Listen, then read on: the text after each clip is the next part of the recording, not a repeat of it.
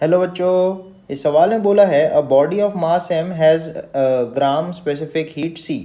Heat capacity of the body is mc. Water equivalent of the body is m. Water equivalent of body is mc. Heat capacity of the body is c. इसमें से अपन को बताना है कौन सा option सही है.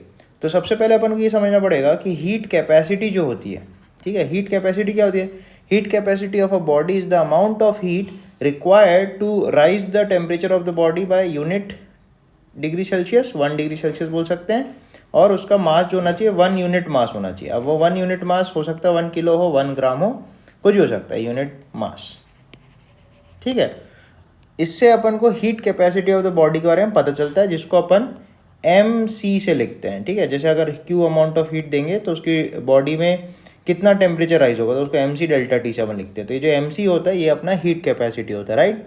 Where as जो वाटर इक्विवेलेंट होता है वो क्या बोलता है, water equivalent of a body is the amount of water which requires same amount of heat which the body requires for a specific rise in temperature. मतलब अगर हमारे पास कुछ पानी है, ठीक है, और अपने पास एक बॉडी है, तो इस बॉडी को मान लो Q अमाउंट ऑफ हीट देनी पड़ेगी उसका टेम्परेचर कुछ पर्टिकुलर बढ़ाने के लिए, ठीक है, डेल्टा T बढ़ाने के लिए.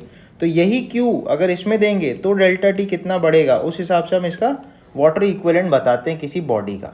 ठीक है, तो एक बार फिर से मैं बोल रहा हूँ, water equivalent of a body is the amount of water which require same amount of heat which the body requires for a specific rise in temperature. तो वाटर इक्विवेलेंट को अपन देते हैं W से, which is MC upon specific heat of water.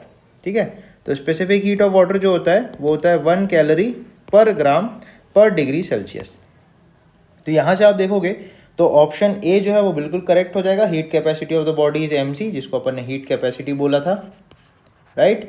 इसके अलावा जो option C है वो भी सही है, क्योंकि water equivalent of a body is given by MC. ऐसा क्यों हो रहा है, क्योंकि S की वैल्यू यहाँ नीचे 1 है. ठीक है, सो इसका करेक्ट आंसर हो जाएगा option A and option C. Thank you बच्चों.